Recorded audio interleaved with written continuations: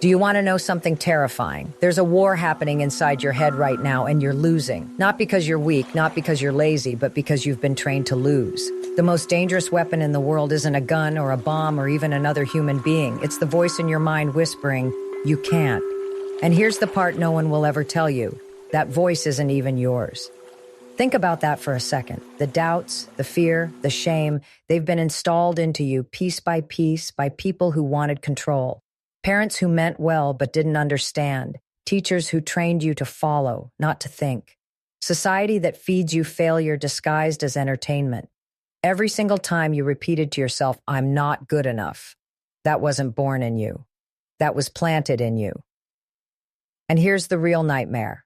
Negative thinking isn't random. It's strategic.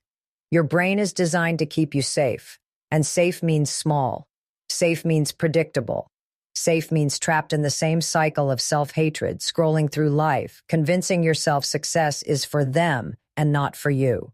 That's why killing negative thinking isn't just a mindset shift. It's an act of rebellion. Picture this. Every time you let a negative thought control you, you're handing over your life like a hostage. That thought says, "You're too tired." You obey. It says, "You're not good enough." You stop trying. That voice is like a hypnotist pulling your strings, and you've been dancing for it your whole life. But what happens when you cut the strings? I'm going to show you something most people never discover. The switch in your mind that kills negative thinking at its root. And I'll warn you now, once you hear this, you'll never be able to go back to your old life. Because the second you wake up to how much control you've been giving away, it will haunt you very time you doubt yourself again. But first, I need you to do something. Right now, as you're listening, ask yourself this question. If I wasn't afraid of failing, what would I be doing differently today? Let that sink in for a second. Feel the answer in your gut. Because that right there, that's your real mind speaking, the one buried under years of lies. We're about to rip away everything that's been holding you back. But you need to promise yourself something. No more excuses. Because by the time we're done, the only thing standing between you and the life you want will be your ability to execute what you're about to learn. And I'm going to hand you the weapons to win this war, one by one. Are you ready to see how deep this goes? Good. Because in the next few minutes, you're going to discover the first crack in the prison that's been holding you. And once you see it, you won't be able to pretend you don't. You think your negative thinking is random, like it just happens to you? No, it's a schedule, a perfectly timed, perfectly predictable system that runs your life without you even realizing it. Let me prove it. When you wake up in the morning, what's the first thought that hits you? For most people, it's something like, "I'm tired," or "I don't want to do this today." That's not just a feeling, that's programming. Because your brain has been trained through years of repetition to default to resistance the moment you wake up. And here's the brutal truth. The first 10 minutes after you open your eyes decide who you'll be for the next 10 hours. Your mind runs on loops, same thoughts, same reactions, same results. You've been recycling the same 60 to 70,000 thoughts every single day, and 90% of them are the same as yesterday. That's not living, that's replaying. Negative thinking isn't something you fall into. It's a mental timetable your brain follows like a train on tracks. You feel anxious at the same moments, you procrastinate at the same moments, you sabotage yourself at the same moments. And the scariest part? Most of this runs on autopilot. Think of it like this. There's a version of you right now that wants to be successful, powerful, unstoppable. But there's also another version of you running in the background that's basically a machine built out of habit and fear.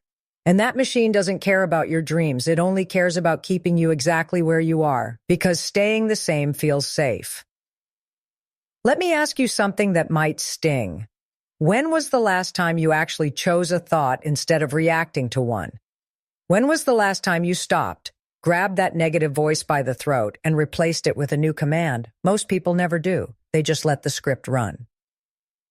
But here's where it gets dangerous. If you don't rewrite that script, it rewrites you. And I'm not talking about some vague self-help nonsense. I mean literally. Your brain wires itself to match the thoughts you think most. If you keep saying, "I'm not good enough," your brain builds stronger and stronger connections around that belief until it feels as real as gravity. That's why people stay stuck for decades, because they never interrupt the clockwork. Now listen to me carefully, because this is the first crack in the prison. Negative thinking loses its power the second you expose its schedule. If you know when your brain usually attacks you, you can set a trap. Morning dread? Replace it immediately with one action that contradicts it. Get up fast, drink water, say something powerful out loud. Afternoon slump? Move your body for 5 minutes instead of scrolling your phone. Every time you interrupt the timetable, you rewire the machine. And here's the real secret. If you can break the cycle for just 5 days in a row, your brain starts rewriting the loop automatically. It begins to believe the new story you feed it. But most people never make it to day 5. They quit because it feels unnatural. Of course it feels unnatural. You're tearing down a prison you've been living in for years. The question is, are you willing to feel uncomfortable for 5 days to be free for the rest of your life?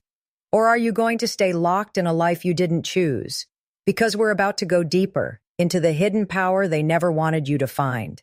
And once you see this next part, you'll understand why breaking negative thinking isn't just self-help. It's a weapon.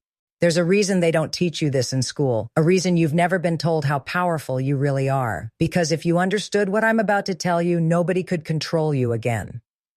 Your mind is not just a machine that thinks. It's a weapon so powerful it can change your body chemistry, rewrite your personality, and bend the course of your life, but only if you learn how to aim it.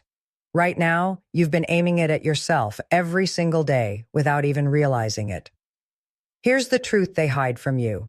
Your brain does not care whether a thought is real or fake. It reacts the same way.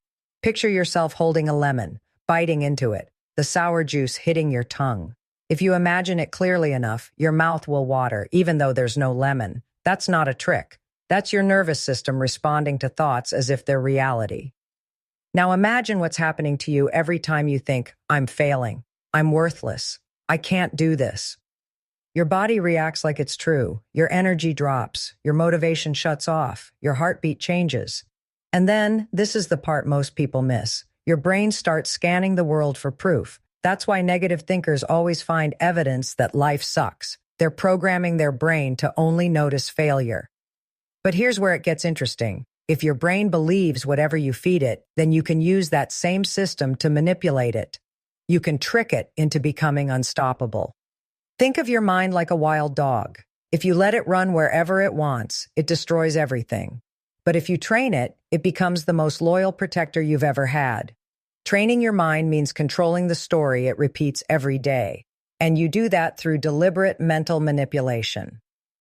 Start small. Every time a negative thought hits, replace it instantly with a power statement. Not a we-as. Fluffy affirmation, something that feels like a command. For example, when your brain says, you can't do this, you don't say, I am capable. No, you say, watch me. Feel the difference? One is begging. The other is declaring war. The second technique is visual combat. Every morning before your brain has a chance to flood you with doubt, picture yourself winning. Not just some vague success, but something specific. Signing the deal, getting the call, feeling the victory in your body. Do this long enough and your brain will start wiring for that reality. And here's the secret they'll never admit. The brain can't tell the difference between memory and imagination. It just builds what you feed it. You want to kill negative thinking? Don't argue with it. Overpower it. Drown it with so much focused mental firepower that it can't breathe. Because the truth is, your negative thoughts aren't you. They're just echoes of old programming, and you are the one holding the switch to shut them down.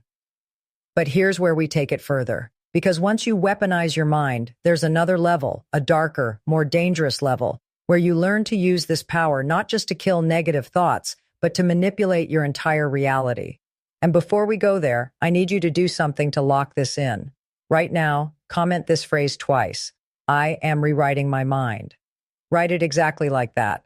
Because the act of writing it will burn it deeper into you, and it tells me you're ready to go deeper. The next step isn't for everyone, but if you're still here, it means you're serious, because now we enter the part they never wanted you to discover.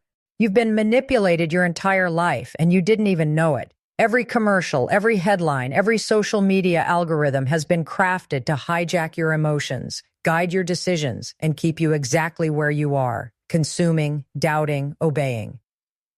But what if you flip the script? What if instead of being manipulated, you learn to use the same psychological warfare on yourself, not to destroy, but to build? Here's the truth that will make a lot of people uncomfortable. Manipulation isn't evil. It's neutral. It's a tool. And the most successful people in history have mastered it, first on themselves and then on the world.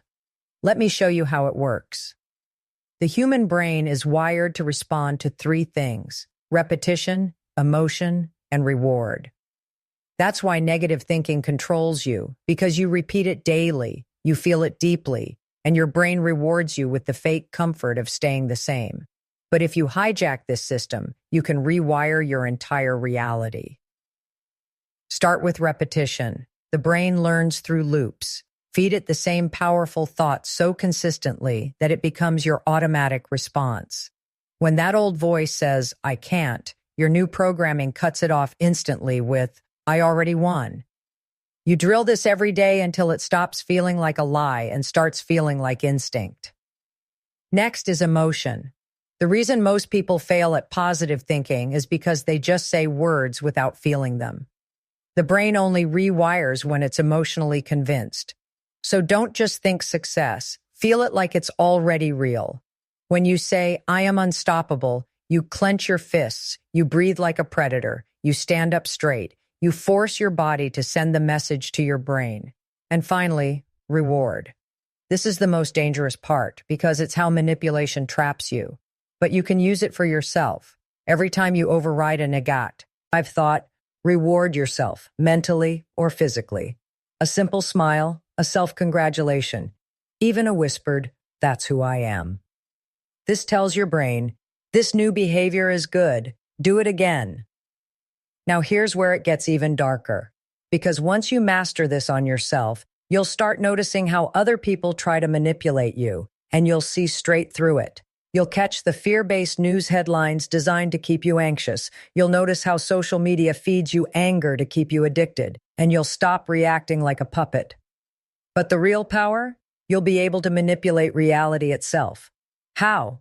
Because people respond to energy more than words. When you've trained your mind to project unshakable certainty, people feel it. Opportunities start opening. People trust you more. And not because of luck, because you're controlling how the world responds to you. That's the level most will never reach. But you're here for a reason. The question is, are you ready to take the next step? Because in the next section, we're not just talking about controlling your thoughts anymore. We're going to expose the brutal truth about failure and life's hidden timetable, the thing that secretly determines whether you'll ever escape this mental prison. And once you hear it, you won't be able to unhear it. Here's the harsh reality no one wants to tell you. Most people aren't failing because they're not capable. They're failing because they're on the wrong clock. Life doesn't reward you when you want it to. It rewards you when you've proven you can outlast the timing. Success has a hidden timetable, and negative thinking is the exact weapon designed to make you quit right before you hit the breakthrough.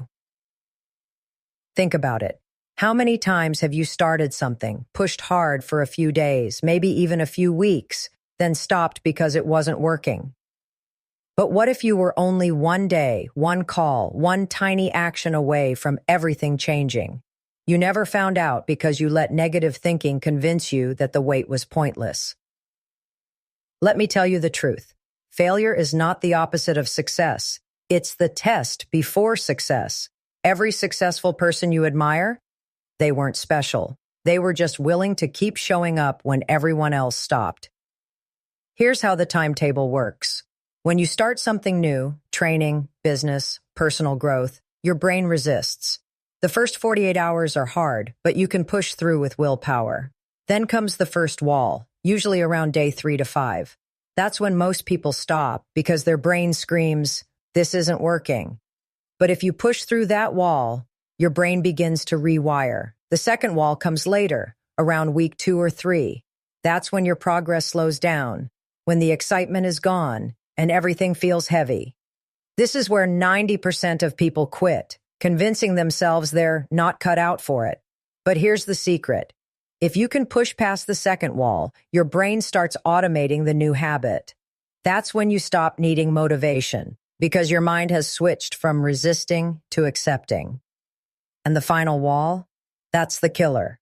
It shows up when you're so close to breakthrough you can almost feel it, but life throws chaos at you. Problems appear. Doubt creeps in. Everything in your world seems to push you to quit. That's not coincidence. That's the test. And the few who keep moving when everything screams stop are the ones who win. Let me make this personal. Where in your life have you quit too early? Where have you convinced yourself it wasn't meant to be when in reality you just didn't outlast the timetable? The key to killing negative thinking is understanding this. You don't have to feel good to keep moving. That's the trap. Waiting until you feel motivated. Winners don't care how they feel. They show up anyway, because they understand something most people will never grasp. Your emotions follow your actions, not the other way around. The timetable doesn't care about your feelings. It rewards the person who keeps showing up long enough to rewire the mind and outlast the noise. That's why you need to treat every moment of doubt like an alarm.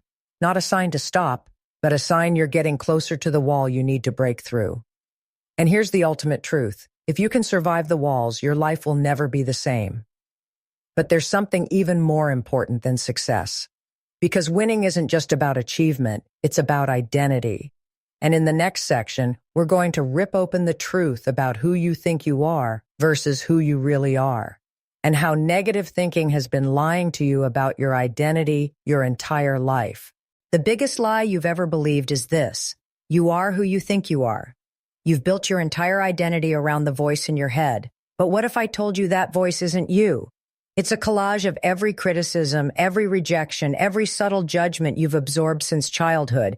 The you think you are, the one who says, I'm not confident, I'm not smart enough, I'm just not that kind of person, isn't real. It's a mask someone else built for you. Think about it. When you were a kid, you didn't think like this. You didn't overanalyze. You didn't doubt yourself. You acted. You tried. You failed. You got back up. But slowly, piece by piece, you were trained to stop. A parent's harsh word, a teacher's low expectations, a friend's careless insult. Each one was like carving a scar into your mind, and now you wear those scars like a name tag. This is who I am. But here's the truth.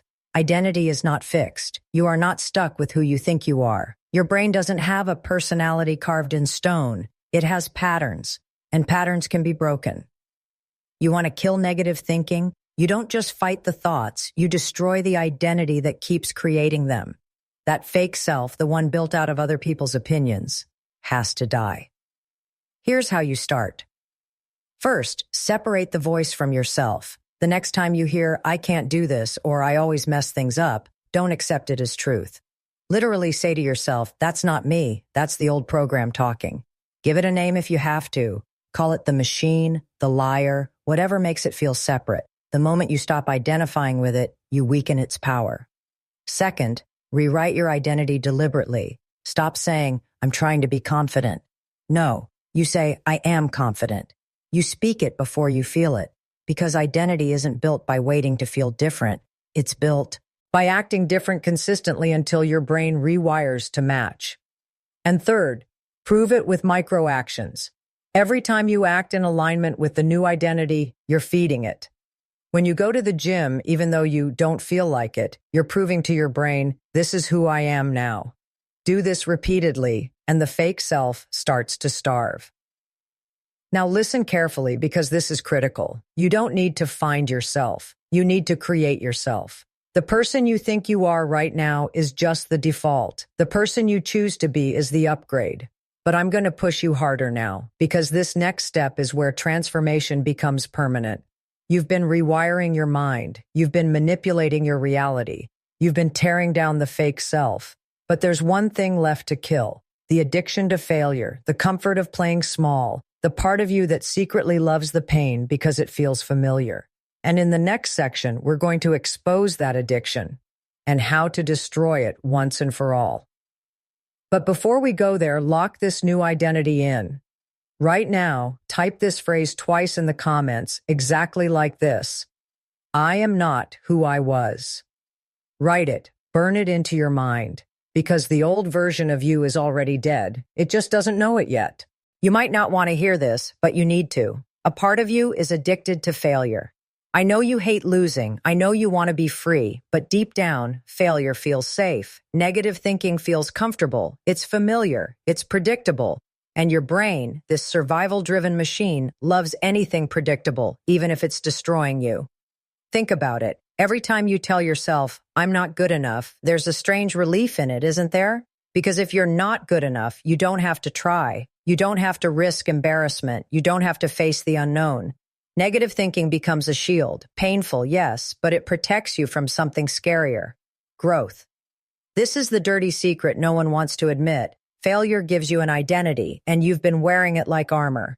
The struggling underdog, the person who never catches a break. You've been telling yourself this story for so long that the idea of becoming someone powerful feels terrifying. Why? Because if you succeed, you lose the excuses, you lose the safety net of blame, and you can never go back. But here's the brutal truth. You can't be addicted to failure and expect to win. You have to kill the part of you that secretly loves being small. Here's how you do it. First, make failure feel uncomfortable. Your brain repeats what it rewards. Right now, when you procrastinate or give up, you mentally comfort yourself. It's fine, I'll try again later. No, you need to make quitting feel disgusting. The next time you catch yourself indulging in negative thinking, stop and literally say, I don't do that anymore. Stand up, move, break the state. Interrupt the pattern so often your brain stops craving it. Second, make progress feel addictive. Reward yourself for every action, no matter how small. Finished a workout? Celebrate. Push through fear? Acknowledge it. Your brain starts craving whatever you emotionally reinforce. If you can make discipline feel better than failure, your old addiction dies. And third, burn the bridges to the old you. Stop keeping failure options open. Delete the contacts that drag you down. Stop going to the places where the old version of you used to hide. Make it so that going back is harder than moving forward. Listen to me carefully, because this is where people get stuck forever. You can't half-kill the old you. You either bury that version of yourself completely, or it will crawl back every time life gets hard. And the way you bury it is by proving to yourself every single day that you are no longer that person. You want to kill negative thinking permanently? Then you have to make winning your new addiction. Feed it. Obsess over it. Live it until your brain craves success as much as it used to crave excuses. And when that happens, when the addiction flips, you become dangerous. Because now you're not just thinking differently. You're operating like a completely different human being. But there's one last truth, the final descent. Because killing negative thinking isn't just about success. It's about understanding the life journey, the real reason you were stuck in the first place, and the final mindset shift that separates the trapped from the truly free. This is it, the truth you weren't supposed to hear, the one that changes everything if you let it. Your life is not random. It's not just a series of good or bad luck. Your entire journey, every failure, every heartbreak, every time you doubted yourself was designed to test one thing. Will you wake up or not? Most people don't. They spend their entire lives trapped in the same loops, blaming the world, waiting for some miracle that never comes. They die with their potential still locked inside them because they never ask the only question that matters. What if every single challenge was placed in front of me on purpose? To see if I would rise. Think about that for a moment. Every time life crushed you, you had two choices, surrender or sharpen. But you've been trained to surrender, to think, why is this happening to me? Instead of, what is this building in me? Negative thinking thrives on that first question. It feeds on victimhood. But the second question, the one that flips the script, that's where you take your power back. Here's the awakening. Life isn't punishing you, it's forging you. Every failure you've had was a message, a test, a brutal lesson meant to strip away weakness and build the version of you that can handle the life you keep dreaming about. You weren't ready before. That's why you kept losing. But now you know the truth. And the truth is this: the life you want already exists. You just have to become the person who can hold it. Negative thinking dies the second you understand that everything happening to you is happening for you. Suddenly, rejection isn't personal. It's redirection. Failure isn't proof you're not enough. It's proof you're leveling up. Every setback becomes a step. Every obstacle becomes a weapon. And every time that old voice whispers, "You can't," you smile, because now you know what it really means. You're close. Look back at your life for a second. All the times you thought you were done, broken, finished, yet you're still here. Do you understand what that means? It means you're not fragile. It means you've survived 100% of the worst days of your life. And if you've made it this far still carrying that old negative programming, imagine who you become when you finally drop it. This is your turning point right now, because after today, you can't pretend you don't know anymore. You've seen the truth. You've seen the prison. You've seen the weapon in your own mind. So here's the choice. Go back to sleep or wake up for good. If you choose to wake up, say it out loud right now. Better yet, burn it into the comments twice like you mean it. I am unstoppable now. Type it, own it, and watch how different you feel even as you do it. Because this isn't just a motivational speech. This is the point of no return. The old version of you is gone. The only question left is, what will you build with the new one?